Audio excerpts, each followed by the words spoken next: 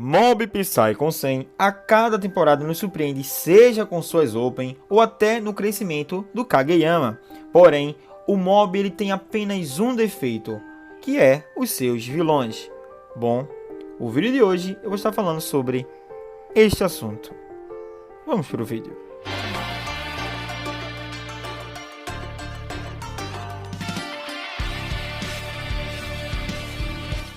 Olá, humanos, sejam bem-vindos, pessoal, a mais um Tempo Nerd, e é isso, um vídeo sobre mob, beleza? Fiz uma enquete, como sempre faço, então esse vídeo foi baseado numa enquete que eu fiz, qual o melhor vilão de mob até agora para vocês. Então o pessoal votou, e quem ganhou foi o Teru. Engraçado que Teru acaba sendo até um amigo de mob posterior, mas tá aí a votação, a enquete, teve um total de 626 votos. Provavelmente quando tiver dando um print vai ter mais. Enfim, então o vídeo de hoje eu vou estar falando sobre cada vilão, a motivação de cada um. Vou falar também no final qual é o meu vilão predileto e o que a gente consegue aprender com Mob Psycho 100. Certo? Vamos lá. O primeiro a se apresentar é Teru. Vamos lá, pessoal.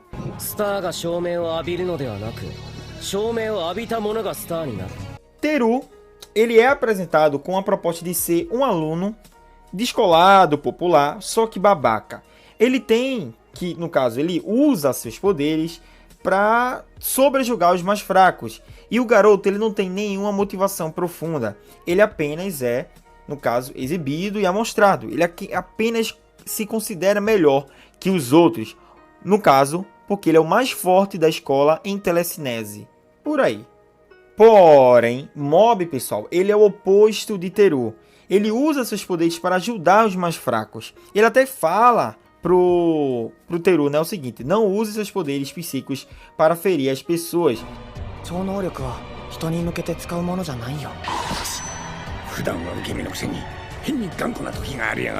E tem um momento quando o Mob fala: olha, você é apenas uma pessoa comum, como qualquer outra. Isso fere o ego de Teru, que ele começa a lutar, no caso, querer agredir, tipo, loucamente o Mob. Chega até o momento de chegar a enforcar Mob, e quando o Mob acaba desmaiando, aí ele fez a pior coisa que ele devia ter feito na sua vida, que é mexer com as emoções de Kageyama. E ele toca o Zarai, joga o menino lá pra cima, joga no chão, balança, enfim, dá uma pisa. Ele humilha, no caso, o Teru, o Mob.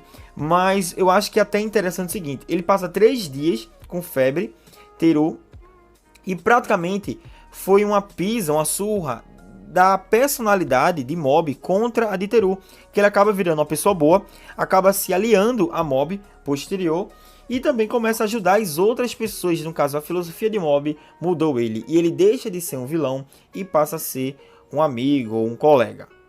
O lado bom de Teru, meu ponto de vista, claro, o lado bom é que, tipo, ele, quando é apresentado, ele consegue sentir aquilo que um vilão tem que sentir. Vamos lá. O vilão, ele tem que expressar duas coisas. Ou ele tem que expressar nojo e ódio, você tem que ficar com raiva dele, certo? Ou você, às vezes, você tem que respeitar a presença desse vilão, porque sabe que ele é muito poderoso, ok? Ok. Então, isso acontece em muitas obras. Um vilão, quando aparece, você, pô, esse bicho é muito desgraçado. Um exemplo é Eren. Eren, ele acaba sendo um vilão em Attack on Titan, e você acaba respeitando a presença dele. A mesma coisa o Pen ou o Obito, enfim. Então, tipo, quando ele está presente, a gente respeita a presença dele. Ou o Madara, principalmente. O cara fala, poxa, esse bicho é muito apelão, esse bicho é muito foda, certo? Entre outros vilões que você praticamente odeia e detesta, que fala, ô desgraçado. E no caso é Griffith, certo? Entre outras obras que você detesta. E no caso Teru, ele não é um vilão de você respeitar, mas sim de você detestar, porque no contexto de ser babaca, ele, quando era vilão, conseguiu ser. O próximo é Shu Suzuki.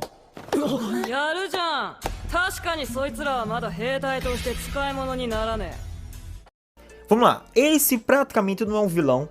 Ele é apresentado na primeira temporada como vilão, muda para antagonista, que seria quase a mesma coisa, e depois vira um anti-herói, depois no final, parceiro. Essa é a trajetória dele. Ele liderou uma resistência pessoal direta. Shu, pra quem não sabe, é o filho do Toishiro, que é o vilão principal da obra, né? Até a segunda temporada. Ele liderou uma resistência direta contra o seu pai. E ele é constantemente apresentado, certo? Como manipulador. Ele gosta de manipular as pessoas em prol do seu objetivo. Igual ao seu pai. Ele chega a manipular mob e também inclui, no caso, o que ele fez, ele planejou. Ele fingiu, no caso manipulou, e fingindo a morte de toda a família de mob, simplesmente para motivar mob a enfrentar o seu pai, porque sabe o quanto o Kageyama ele é poderoso. Ele pensou nele todo o arco da história, certo? Agrediu o Hitsu na garra, ele insultou o mob, o chamando de fracote mais de uma vez, até no finalzinho da segunda temporada, ele enxerga a mob como fracote por causa das suas emoções. E depois ele acaba mudando quando o mob ajuda ele, no caso para recuperar suas energias. Enfim, no final ele acaba deixando de lado e virando um anti-herói e no finalzinho um parceiro. Antes de ir pro próximo vilão, cara, o canal Tempo Nerd está agora com Seja Membro. Meu irmão, o Seja Membro vai me ajudar bastante a financiar o canal. Então eu conto com tua ajuda para ser membro do canal e ver os planos de assinatura. Se tu não conseguir se inscrever, Matheus, eu não consigo ser membro, eu não tenho dinheiro. Então, cara, já se inscreve no canal e dá like, tu me ajuda bastante. E já agradeço ao nosso primeiro membro, Lucas Nascimento. Cara, brigadão pela força. E bota aí nos comentários também se tu quer, qual vídeo que tu quer sobre mob ou sobre gangues. É isso, vamos pro próximo.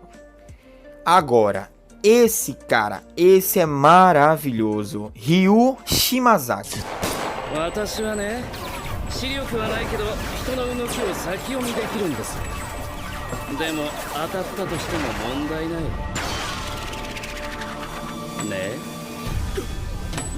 Pessoal, ele é o tipo de vilão, certo? Que você gosta quando ele aparece.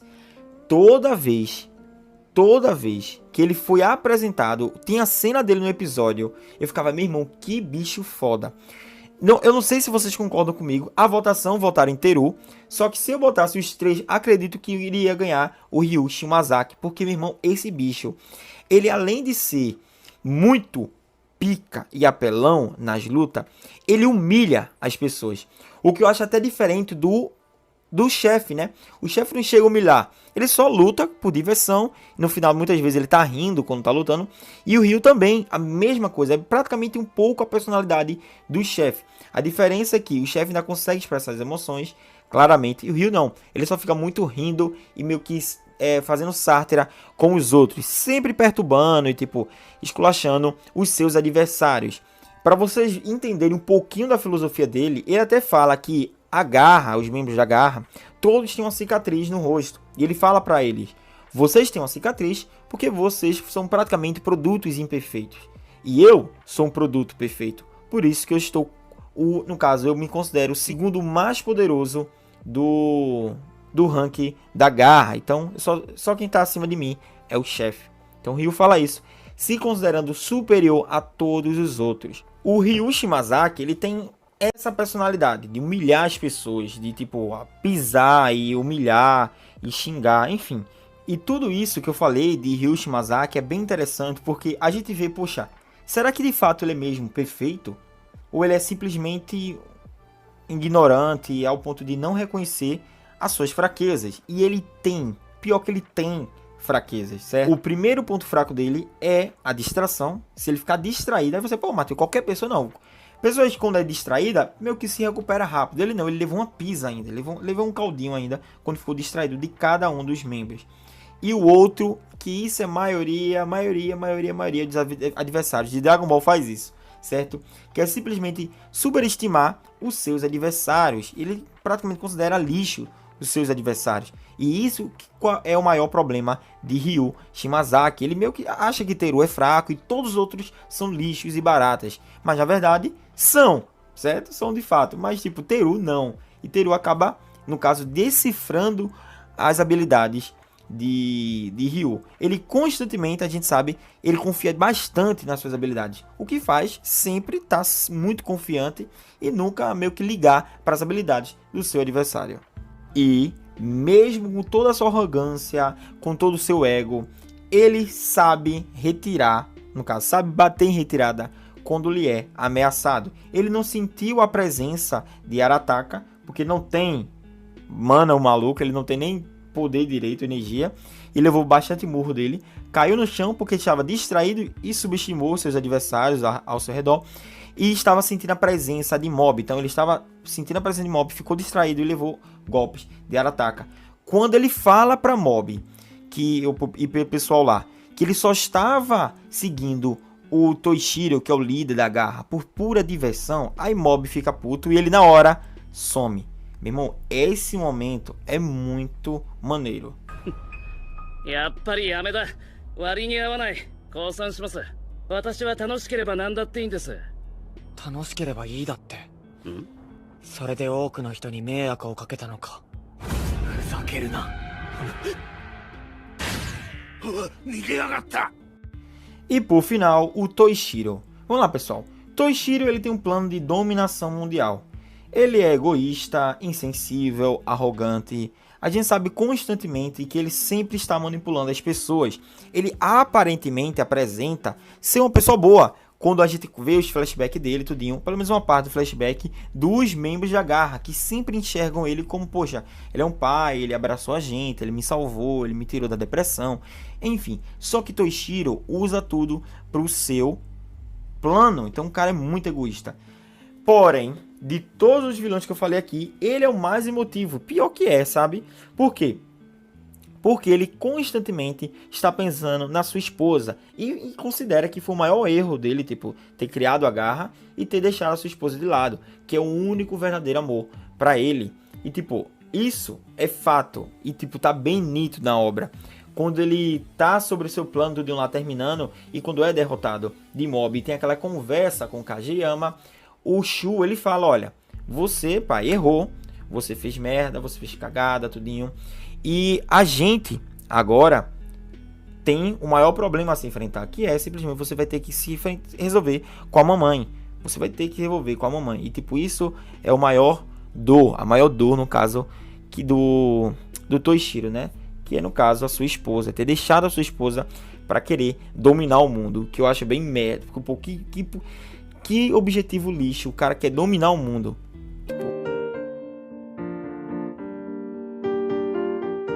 Concluindo, eu consigo entender o seguinte, que Mob, ele fala muito mais sobre nossas emoções e o egocentrismo da humanidade, que tipo, ele joga o seguinte, é como se o egocentrismo, a gente entende que são pessoas egocêntricas e elas dão a sensação, certo, para as pessoas que você é raro, único e insubstituível.